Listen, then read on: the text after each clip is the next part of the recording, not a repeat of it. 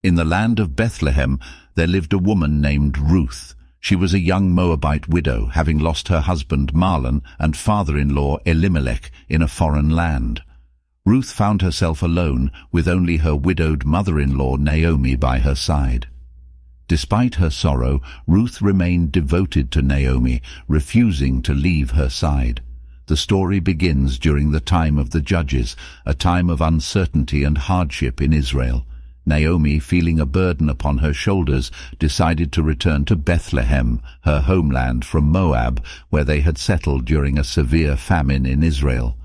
Ruth, though Moabite by birth, chose to accompany her mother-in-law, pledging her loyalty with words that have since become immortalized.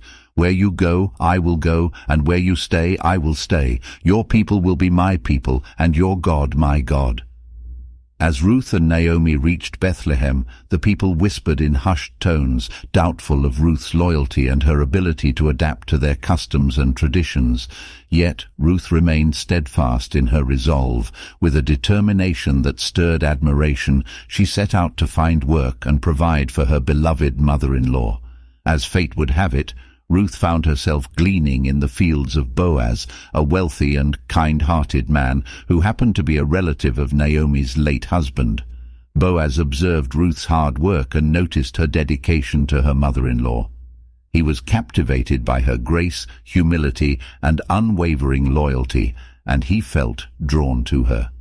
One day, Boaz approached Ruth while she was gleaning in his fields and showed her unexpected kindness. He offered her protection, access to the best portions of his harvest, and even shared meals with her. Ruth felt deeply grateful for his generosity, and she found comfort in the compassion he extended toward her and Naomi. As the harvest season came to a close, Naomi devised a plan to secure Ruth's future. In a display of wisdom and knowledge of their customs, Naomi encouraged Ruth to seek Boaz's protection and care as their family's kinsman-redeemer. Ruth, though hesitant at first, trusted Naomi's wisdom and followed her advice. Then Naomi, her mother-in-law, said to her, "My daughter, should I not seek rest for you, that it may be well with you? Is not Boaz our relative, with whose young women you were? See, he is winnowing barley tonight at the threshing floor. Wash therefore, and anoint yourself, and put on your cloak, and go down to the threshing floor, but do not make yourself known to the man until he has finished eating and drinking. But when he lies down, observe the place where he lies. Then go and uncover his feet and lie down, and he will tell you what to do." And she replied, "All that you say I will do."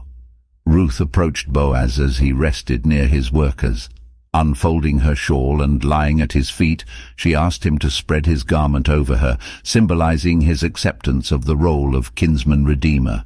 Boaz was deeply moved by her request and praised her for her kindness, not only to Naomi, but also to the God of Israel. Boaz promised Ruth that he would do everything in his power to fulfill her request. However, he explained that there was another relative who had the first right to redeem her, and he needed to discuss the matter with him. Ruth understood and patiently waited, her heart filled with hope and nervous anticipation. The next day, Boaz gathered the town's elders and the other relative, presenting Ruth's case to him. Upon hearing the details, the relative decided not to redeem Ruth due to concerns about his own inheritance.